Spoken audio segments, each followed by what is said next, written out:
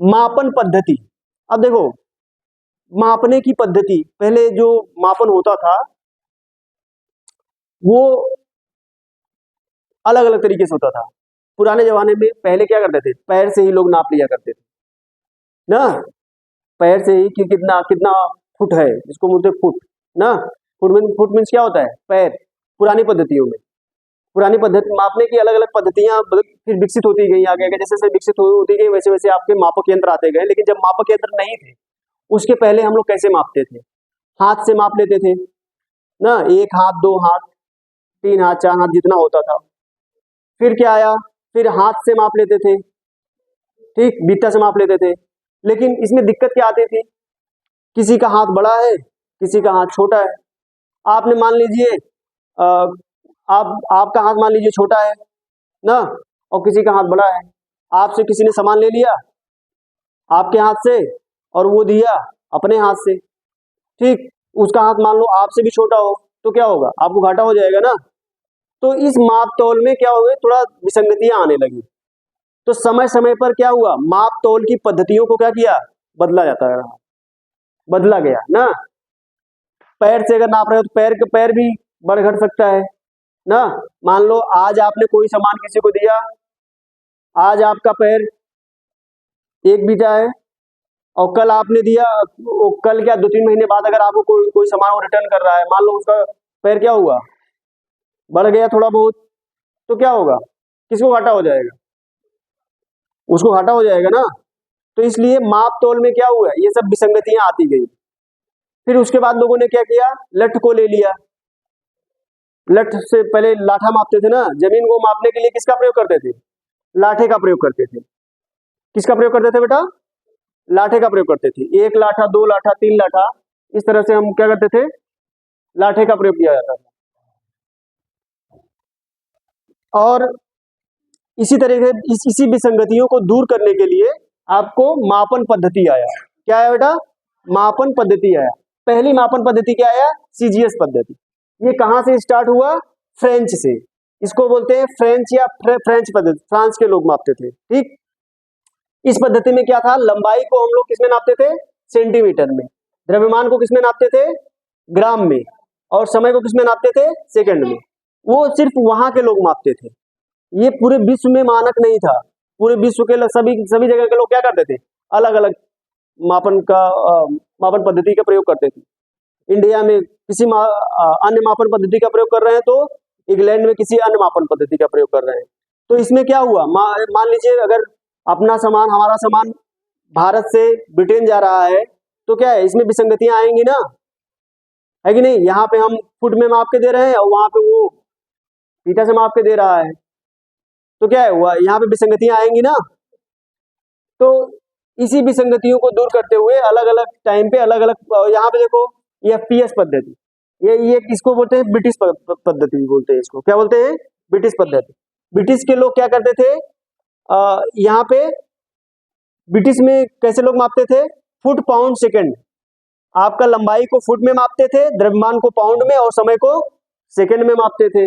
ऐसे इसके बाद आया एमकेएस पद्धति। एमकेएस पद्धति में क्या कैसे मापते थे, लंबाई को मीटर में मापते थे, द्रव्यमान को किलोग्राम में मापते थे, और समय को सेकंड में मापते थे।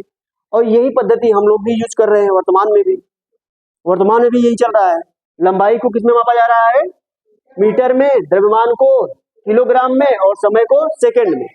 लेकिन इसके बाद एक पद्धति आई जो कि ये सर्वमान्य पद्धति। ये कब आई, 1960 में।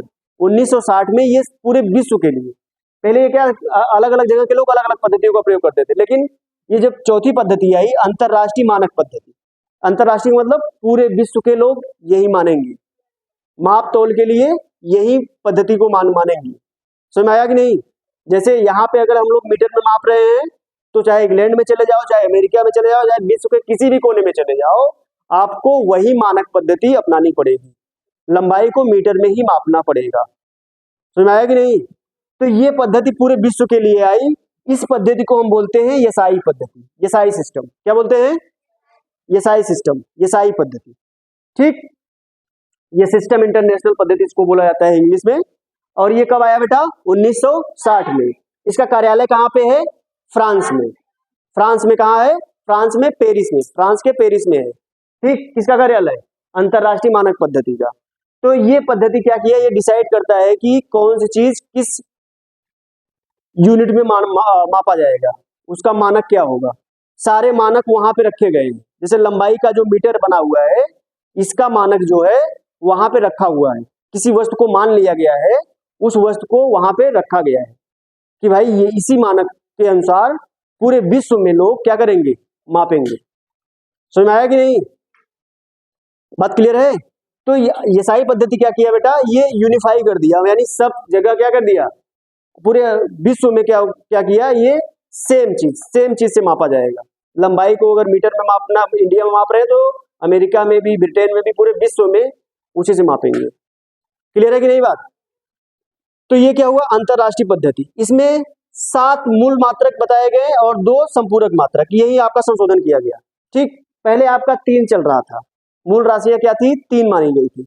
यहाँ पे कितनी मूल राशियां आ गई, 7 मूल राशियां आ गई और 2 संपूरक राशियां आ गई। ठीक, अब उन्हीं राशियों को हम लोग आगे देखेंगे। देखो यहाँ पे आपका क्या है, मूल मात्रक। मापने के आधार पर राशियों को, भौतिक राशियों के यहाँ पे आप देख लीजिएगा, भौतिक राशि को वहां पे दिशा और परिमाण के आधार पे था, यहाँ पे क्या है, मापन के आधार पे, मापन और मात्रक के आधार पर। इनको 3 भागों में बांटा गया। पहला क्या है, मूल राशि। ठीक, दूसरा क्या है, व्युत्पन्न, व्युत्पन्न राशि। और तीसरा क्या है बेटा, पूरक राशि। पूरक या संपूरक इसको बोलते हैं, पूरक राशि। क्लियर है बेटा? मूल राशि क्या होती है, जो बिल्कुल स्वतंत्र होती है, किसी पे निर्भर नहीं होती है। ये बिल्कुल क्या होती है, स्वतंत्र होती है, किसी पे निर्भर नहीं होती है।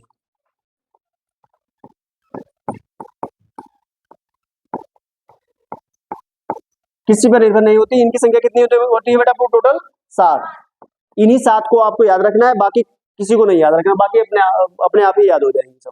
ठीक, और व्युत्पन्न राशि क्या होती है, जो मूल राशियों से बनी होती है। ये किससे बनी होती है, जो मूल राशि से बनी होती है, मूल राशि से बनी होती है। और पूरक राशि क्या होती है, ये 2 पूरक राशियां आ गई इसमें जोड़ दिए। वो कौन कौन सी पूरक राशियां होती है, एक आपका कोण होता है, दूसरा क्या होता है, घन कोण होता है। ठीक, कोण और घन कोण ये आपके क्या है, पूरक राशि है। ठीक, पूरक का मतलब ये पूरा कर रही है, कोटा पूरा कर रही है। समझ में आया कि नहीं?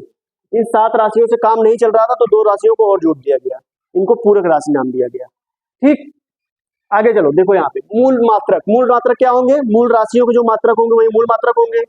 अब मूल राशियों को याद करने का मैंने एक शॉर्टकट यहाँ पे बताया है, ट्रिक बताया है। इस ट्रिक को आप याद रखिए, इससे आपको याद करने की जरूरत नहीं पड़ेगा मूल राशियों को। ट्रिक क्या है, ज्योति तल में विद्यमान पदार्थ सी, ज्योति तल में विद्यमान पदार्थ सी, इसको आप बस दिमाग में रखिए, आपको सभी 7 राशियां याद रहेंगी हमेशा। अब देखो ज्योति का मतलब क्या होता है, ज्योति का मतलब ज्योति तीव्रता, ज्योति का मतलब ज्योति तीव्रता। त का मतलब ताप, ल का मतलब लंबाई,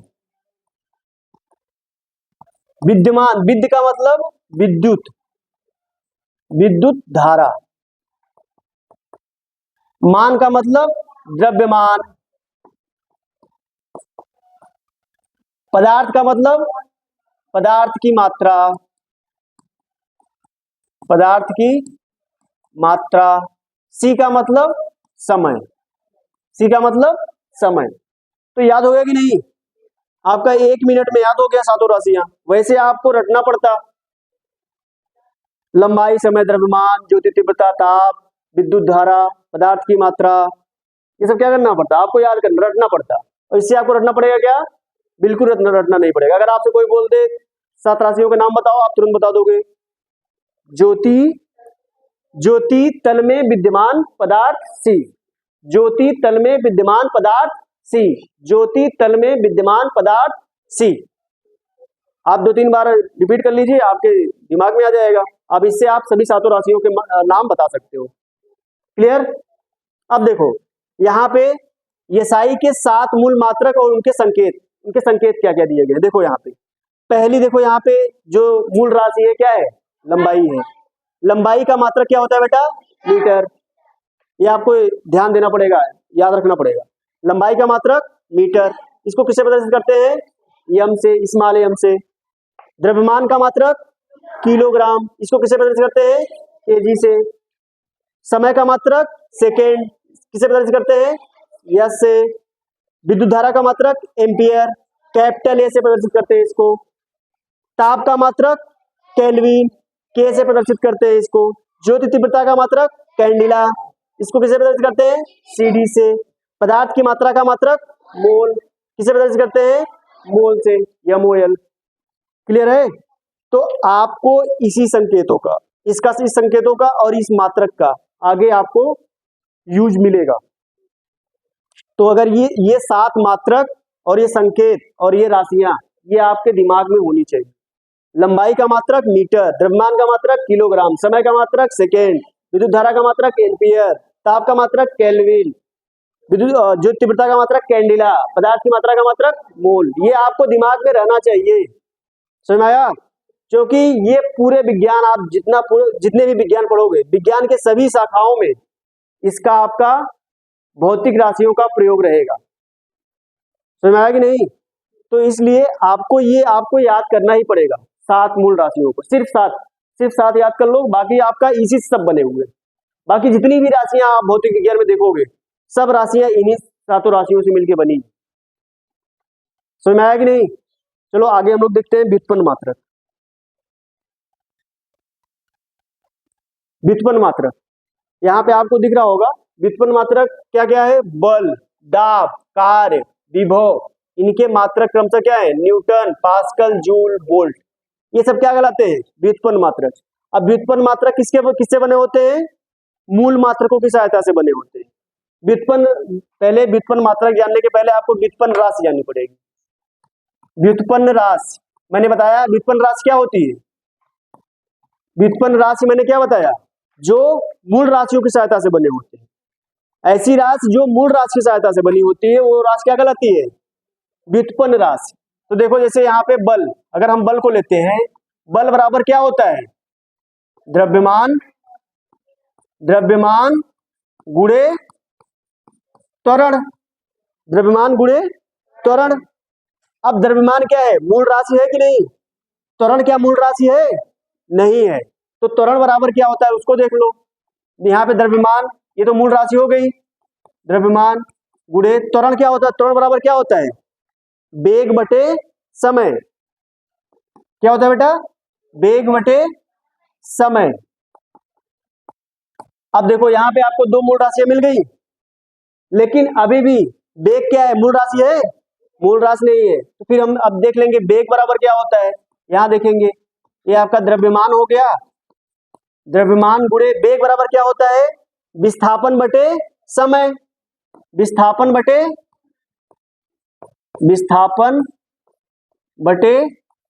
समय, विस्थापन बटे समय। अब देखो, अब एक इसके नीचे भी समय है ना, अब ये समय यहां पे आएगा तो क्या हो जाएगा, द्रव्यमान गुणे विस्थापन बटे समय स्क्वायर हो जाएगा। समय का क्या हो जाएगा, स्क्वायर हो जाएगा कि नहीं। तो बताओ क्या इसमें ये सभी राशियां मूल राशियां हैं कि नहीं, कौन सी नहीं है, विस्थापन क्या होता है, ये दूरी होती है बेटा, दूरी होती है ना, 2 बिंदुओं के बीच की दूरी, प्रारंभिक बिंदु और अंतिम बिंदु के बीच की दूरी होती है ना। और दूरी क्या होती है, लंबाई तो होती है। तो लंबाई क्या है, मूल राशि है कि नहीं। तो ये विस्थापन क्या है, दूरी है। दूरी बराबर क्या होता है, इसी को हम क्या बोलते हैं, लंबाई। दूरी को हम क्या बोलते हैं, लंबाई। तो ये मूल राशि हो गई ना, तो सभी मूल राशियां हो गई। तो बल क्या है, व्युत्पन्न राशि हुआ कि नहीं, क्योंकि ये बल किससे बना है? मूल राशियों से। ठीक, अब इन्हीं का मात्रक को रख दो तो क्या हो जाएगा? व्युत्पन्न मात्रक हो जाएगा। रख दो आप। द्रव्यमान का मात्रक क्या होता है? किलोग्राम। द्रव्यमान का मात्रक किलोग्राम। विस्थापन यानी लंबाई का मात्रक क्या होता है? मीटर। और समय का मात्रक क्या होता है? सेकेंड। तो यहाँ पे क्या हो जाएगा? Second square. समझ आया? तो ये क्या हो गया? बल क्या है? बल का व्युत्पन्न मात्रक है। व्युत्पन्न मात्रक क्या हुआ? व्युत्पन्न मात्रक क्या होगा? व्युत्पन्न राशि के मात्रक को हम क्या बोलेंगे? व्युत्पन्न मात्रक बोलेंगे। व्युत्पन्न मात्रक किससे प्राप्त किए जाते हैं? मूल मात्रक की सहायता से ना। और व्युत्पन्न राशि किससे प्राप्त की जाती है? मूल राशि की सहायता से। क्लियर है कि नहीं? तो इसी तरह से दाब भी, दाब बराबर क्या होता है? बल बटे क्षेत्रफल। बल बटे क्षेत्रफल। आगे आप इन सब के बारे में पढ़ोगे एक एक करके, सभी के फार्मूला आप पढ़ोगे। अभी आप यहाँ पे सिर्फ इतना जानते रहो कि ये क्या है। सिर्फ व्युत्पन्न राशि क्या होता है, व्युत्पन्न मात्रक क्या होता है, मूल राशि क्या होता है, मूल मात्रक। मूल राशि कितनी होती है बेटा? टोटल 7 होती है। उन्हीं 7 की सहायता से जितनी भी राशियां हैं भौतिक में, सब उसी की सहायता से बनी हुई है। बात क्लियर है? आगे दूसरा क्या है बेटा? यहाँ पे आगे क्या है? अगला संपूरक मात्रक। संपूरक मात्रक कितने हैं? टोटल 2, समतल कोण और ठोसी कोण, जिसको बोलते हैं घन कोण। ठीक, अब इसके मात्रक क्या होते हैं? रेडियन और स्टेरेडियन। ये आपको याद रखना पड़ेगा। क्लियर है? आगे चला जाए। आगे आपका 10 के विभिन्न घात। अगर 10 के घाते 1 लिखा है उसको हम क्या बोलेंगे? 10 के घाते 2 है उसको क्या बोलेंगे? 3 है उसको क्या बोलेंगे? 6 है क्या बोलेंगे? 9 है तो उसको क्या बोलेंगे? 12 है तो उसको क्या बोलेंगे? तो देखो, अगर 10 की घात 1 है तो उसको हम क्या बोलेंगे? डेका। अगर 10 की घात 2 है तो हेक्टो। 10 की घात 3 है तो किलो।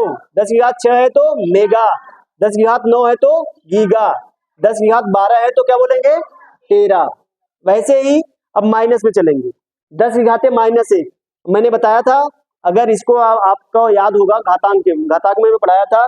10 की घाते -1 का मतलब क्या होता है? 1/10। 10 की घाते -1 का मतलब 1/10। और 10 की घाते -2 का मतलब 1/100। और 10 की घात -3 का मतलब क्या है? 1/1000। और 10 की घाते 6 का मतलब 1 लिख के 6 0 ना, 3 3 6। ठीक, इस तरह से 1 लिख करके 9 0 एक, और ऐसे इस तरह इसका 1/1 लिख करके 12 0। ठीक है, तो अब इसका ना, इसको क्या बोलेंगे? 10 घाते -1 को डेसी, 10 घाते -2 को सेंटी, 10 घाते -3 को मिली, 10 घाते -6 को माइक्रो, 10 घाते -9 को नैनो, 10 घाते -12 को पीको। समझ में आया कि नहीं? जैसे देखो यहाँ पे लिखा हुआ है 1 सेंटीमीटर। 1 सेंटीमीटर, यहाँ सेंटी दिया है। 1 सेंटीमीटर बराबर, 1 सेंटीमीटर बराबर कितना मीटर होगा? तो आप क्या बताओगे? 10 घाते -2 मीटर। 10 घाते -2 मीटर। ठीक, अगर यहाँ पे बोल दिया 1 डेसीमीटर, 1 डेसीमीटर बराबर कितना होगा? तो आप क्या बताओगे? 10 घाते -1 मीटर। समझ आया? इसी तरह से अगर आपको बोल दिया 1 हेक्टोमीटर बराबर क्या होगा? तो 10 की घाते 100, 10 की घाते 2, 10 घाते 2 यानी 100 ना। 1 हेक्टोमीटर बराबर 100 मीटर। 1 डेकामीटर बराबर 10 मीटर। 1 किलोमीटर बराबर 1000 मीटर। 1 किलोमीटर बराबर क्या बोल रहे हो आप? 1000 मीटर। 1 मेगा मीटर बराबर अगर आप बोल देगा तो क्या बोलेगा? 10 घाते 6 मतलब 1 लाख। ठीक, ऐसे गीगा बोल देगा तो 10 घाते 9। अगर बोल देगा 1 टेरा बराबर कितना मीटर होगा? तो 10 घाते 12 मीटर। ठीक, तो ये क्या है? अगर ये घात रहेगा तो आप इनका ये नाम बोलोगे। क्लियर है? आगे चलते हैं। लंबाई का मापन। यहाँ पे क्या है बेटा? लंबाई का मापन। हम लोग लंबाई का मापन कैसे करते हैं देख रहे हो? पहले हम लोग ऐसे कदम से मापते थे ना, 1 कदम 2 कदम 3 कदम ना, कदम से माप लेते थे। और ऐसे हाथ से मापते थे, 1 हाथ 2 हाथ, किसी भी वस्तु की लंबाई को हम ऐसे माप लिया करते थे। कैसे? कदम से मापते थे, हाथ से मापते थे। उसके बाद पद्धतियां विकसित होती गई। ठीक, उसके बाद मीटर स्केल आ गया। अब जैसे मान लो ये रस्सी है, एक रस्सी जो है 5 मीटर की है और एक क्या है 3 मीटर की है। अब इसको किससे मापा गया? मीटर स्केल से मापा गया। किससे मापा गया? मीटर स्केल से। 5 मीटर को माप लिया गया, 3 मीटर को माप लिया गया, अब इन दोनों को जोड़ दिया गया तो ये 5 मीटर और 3 मीटर मिलके कितना हो जाएंगे? 8 मीटर हो जाएंगे। अच्छा, एक चीज यहाँ पे ध्यान दो, अगर यहाँ पे 5 मीटर है, क्या है? मीटर। मीटर से क्या पता चल रहा है कि ये लंबाई है। अगर यहाँ पे प्लस 5 की केजी दे दिया जाए, किलोग्राम दे दिया जाए, किलोग्राम, अगर 5 मीटर में 5 किलोग्राम जोड़ेंगे तो कितना आएगा? क्या जुड़ेगा? ऐसा नहीं जुड़ेगा, क्योंकि सेम राशियां ही आपस में जुड़ेंगी। समझ में आया? इससे क्या क्लियर हो जा रहा है? उस राज के बारे में क्लियर हो जा रहा है। ये किलोग्राम क्या बता रहा है? उस राज के बारे में बता रहा है। ये किस राज का मात्रक है? किलोग्राम, मास का, द्रव्यमान का। तो अगर 5 किलोग्राम में 5 मीटर जोड़ेंगे तो उत्तर क्या आएगा? उतना ही आएगा, 5 मीटर 5 किलोग्राम ना। लेकिन अगर 5 किलोग्राम में 2 किलोग्राम जोड़ेंगे तब क्या होगा? 7 किलोग्राम हो जाएगा। ठीक ऐसे 5 मीटर में 3 मीटर जोड़ेंगे तो कितना हो जाएगा बेटा? 8 मीटर हो जाएगा। ऐसे समझो ना, जैसे 5 मीटर कपड़े में 5 मीटर कपड़ा लो और 2 किलो चीनी लो, 2 किलो चीनी लो, 5 मीटर कपड़ा और 2 किलो चीनी को आपस में जोड़ दो तो आपका कितना कितना क्या बताओगे? कितना आएगा उत्तर? 5 3 8, क्या बताओगे? किलोग्राम बताओगे, मीटर बताओगे, क्या बताओगे? दोनों बताना पड़ेगा। 5 मीटर कपड़ा है और 3 किलो क्या है? चीनी है, ऐसे बताओगे, क्योंकि ये क्या है? दोनों अलग अलग राशियां हैं। ठीक है, तो इसका मतलब एक चीज और भी क्लियर हो गया कि सेम राशियां आपस में जुड़ती है। अगर लंबाई है तो लंबाई से जुड़ेगा, अगर द्रव्यमान है तो द्रव्यमान से जुड़ेगा। ऐसा नहीं है कि लंबाई और द्रव्यमान आपस में जुड़ जाएंगे। ठीक है, इतना बात क्लियर है? आगे चलते हैं। अब देखो, इसके जो बेस यूनिट क्या होती है? मीटर होती है। लंबाई की बेस यूनिट क्या होती है? मीटर होती है ना। अब मीटर से बड़ी यूनिट क्या होती है? डेका। डेका से बड़ी क्या होती है? हेक्टो। हेक्टो से बड़ी क्या होती है? किलो। ठीक ऐसे ही मीटर से छोटी क्या होती है? डेसी। डेसी छोटी क्या होती है? सेंटी। सेंटी से छोटी क्या होती है? मिली। सुनाया? डेका, हेक्टो, किलो, यानी अगर यहाँ पे देख रहे हो ये क्या है? 1 मीटर है और यहाँ पे क्या होगा? 10 मीटर। यहाँ पे क्या हो जाएगा? 10 मीटर। एक डेसीमीटर बराबर कितना होता है? 10 मीटर के। और एक हेक्टो क्या होता है? 100 मीटर के बराबर होता है। और एक किलो क्या होता है? 1000 मीटर के बराबर होता है। तो क्या हो रहा है? बढ़ रहा है, घट रहा है? बढ़ रहा है। इसका मतलब ये क्या है? मीटर से बड़ी यूनिट है। और इधर चलो, इधर क्या होगा? एक, यहाँ पे क्या होगा? 1 मीटर बराबर कितना? यहाँ पे कितना मीटर होगा? 10 घाते 1 से डेसीमीटर बराबर 10 घाते 1 मीटर। कम हो रहा है कि बढ़ रहा है? घट रहा है ना। और ये क्या होता है? 10 घाते -2 सेंटीमीटर होता है। 1 सेंटीमीटर बराबर 10 घाते -2 मीटर होता है। और 1 मिलीमीटर की बात करोगे तो 10 घाते -3, 10 घाते -3 मीटर होता है। तो इधर घट रहा है ना। तो ये छोटी यूनिट है और मीटर की, और ये क्या है? बड़ी यूनिट है।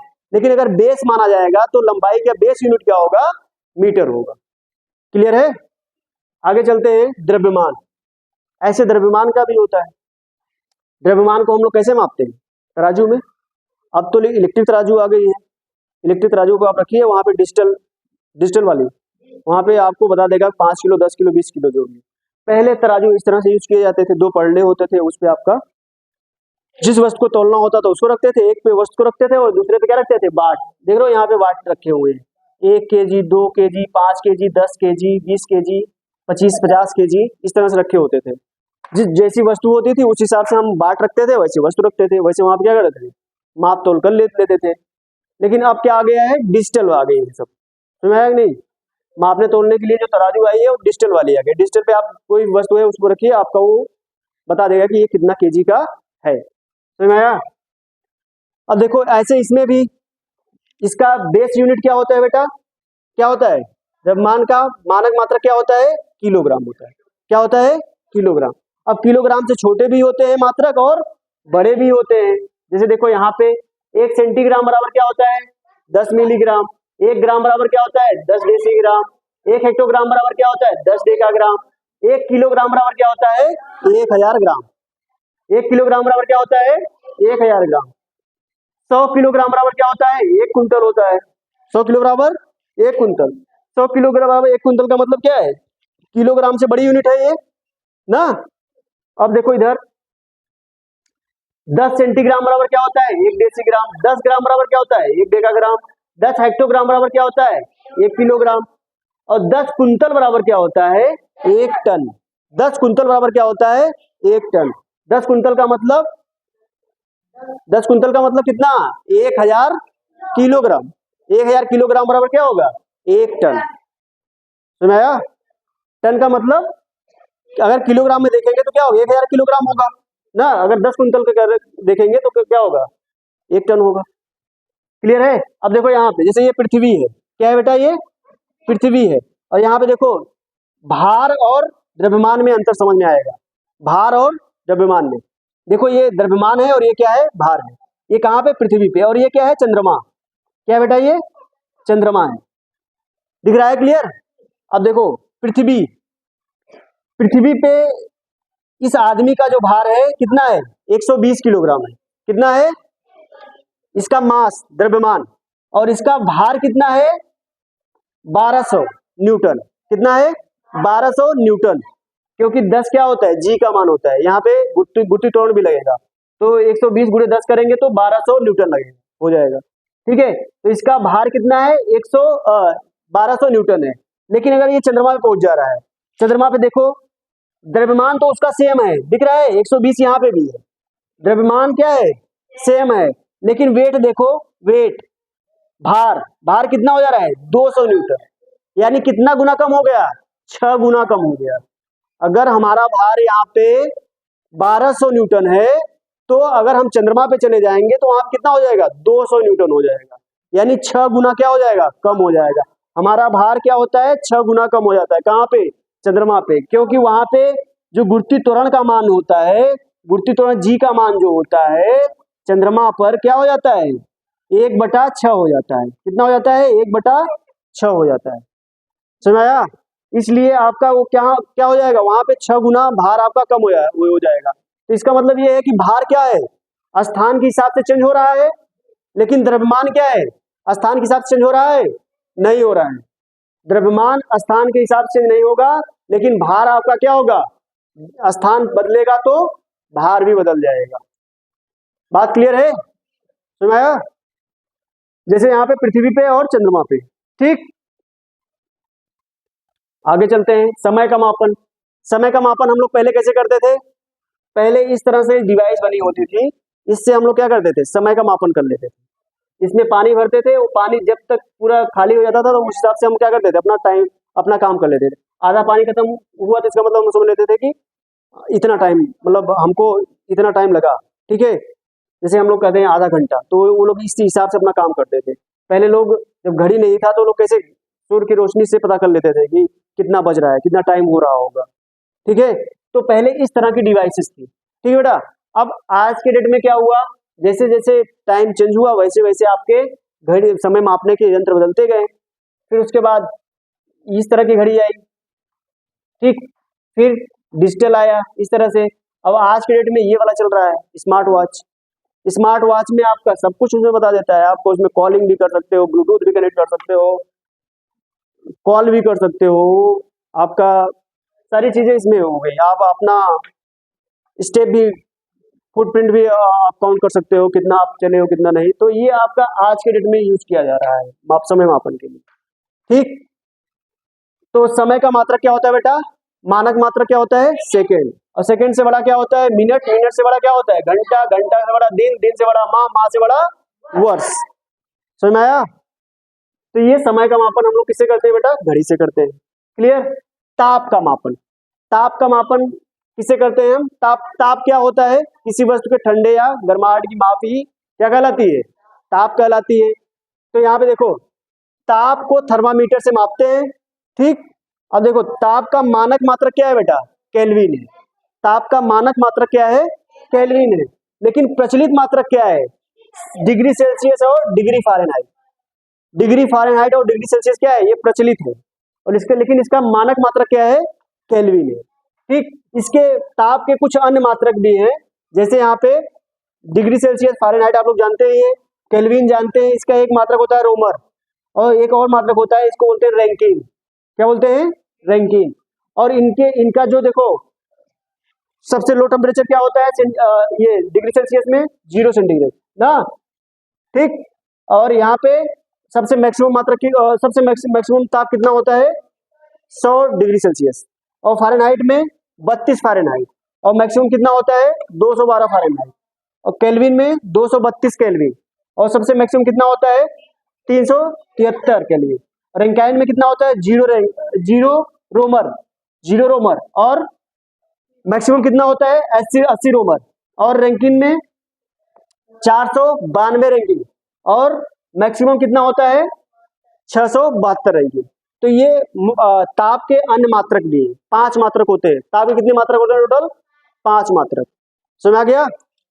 चलो आगे चलते हैं। क्षेत्रफल का मापन। क्षेत्रफल का मापन क्या होता है? क्षेत्रफल क्या होता है बेटा?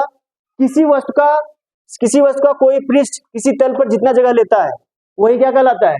उसका क्षेत्रफल कहलाता है। किसी वस्तु का पृष्ठ जितना क्षेत्रफल लेता है, ठीक है, जितना जगह लेता है, उसी को हम लोग क्या बोलते हैं? क्षेत्रफल बोलते हैं। जैसे इसका मात्रक क्या होता है? वर्ग मीटर। इसका मात्रक क्या होता है बेटा? वर्ग मीटर। आयत का क्षेत्रफल क्या होगा? लंबाई गुणे चौड़ाई ऐसे निकालते हैं। वर्ग का क्षेत्रफल कैसे निकालते हैं? भुजा गुणे भुजा, भुजा स्क्वायर। वृत्त का क्षेत्रफल कैसे निकालते हैं? पाई आर स्क्वायर। पाई का मान क्या होता है? 22/7 या 3.14। 3.14। आगे चलते हैं। आयतन का मापन। आयतन क्या होता है? किसी वस्तु द्वारा घेरे गए स्थान को ही उस वस्तु का आयतन कहते हैं। किसी वस्तु द्वारा घेरे गए स्थान को ही हम क्या कहते हैं? उसका आयतन कहते हैं, ठीक है। अब यहाँ पे पृष्ठ नहीं कह रहा है, पूरा वस्तु कह रहा है। पूरे वस्तु द्वारा जितना स्थान घेरा जा रहा है उसी को क्या बोलते हैं बेटा? आयतन। आयतन का अगर मात्रक देखें तो क्या होता है? घन मीटर, यानी मीटर क्यूब, ठीक। देखो घन का आयतन क्या होता है? भुजा गुणे भुजा गुणे भुजा, यानी भुजा क्यूब। घनाभ का आयतन क्या होता है? लंबाई गुणे चौड़ाई गुणे ऊंचाई, यानी लंबाई चौड़ाई ऊंचाई तीनों होता है इसमें आयतन में निकालने के लिए। गोला का आयतन क्या होता है? 4/3 पाई आर क्यूब, त्रिज्या का क्यूब, ठीक, पाई आर क्यूब ये होता है, ठीक। अब देखो द्रव, यहाँ द्रव का आयतन क्या होगा? द्रव मतलब पानी, पानी जैसी वस्तु जो हो। तो द्रव का आयतन क्या होता है? द्रव का आयतन का मापन हम किसमें करते हैं? लीटर में करते हैं। द्रव को हम लोग किसमें नापते हैं? आयतन लीटर में नापते हैं। ये ठोस के लिए आयतन था, और ये किसके लिए है? द्रव के लिए। द्रव का जो आयतन मापते हैं वो किसमें मापते हैं बेटा? लीटर में नापते हैं। दूध को किसमें मापते हो? लीटर में नापते हैं ना, कि मीटर में नापते हो? लीटर में नापते हैं, क्योंकि वो क्या है? द्रव ना। द्रव का मापन हम किसमें करते हैं? लीटर में करते हैं। तो 1000 घन सेंटीमीटर बराबर क्या होता है? 1 लीटर होता है। 1000 घन सेंटीमीटर बराबर क्या होता है? 1 लीटर। और 1000 लीटर बराबर क्या होता है? 1 घन मीटर। क्या होता है? 1 घन मीटर। 1000 लीटर बराबर 1 घन मीटर। बात क्लियर है? तो बेटा आज हम लोगों ने मापन पढ़ लिया, ठीक है। तो आप लोग जाइएगा घर पे, अपने बुक से ढेर सारे प्रश्न दिए गए हैं, उस पर आप लोग प्रैक्टिस कीजिएगा। Okay, thank you.